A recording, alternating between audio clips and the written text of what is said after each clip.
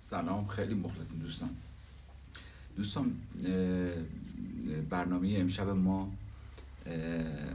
رو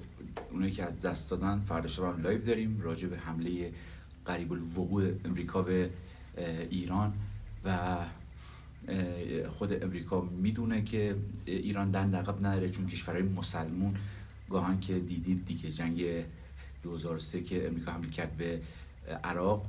جورج بوش به صدام بچه‌هاش اعلام کرده بود که تا 48 ساعت دیگه فرصت داری عراق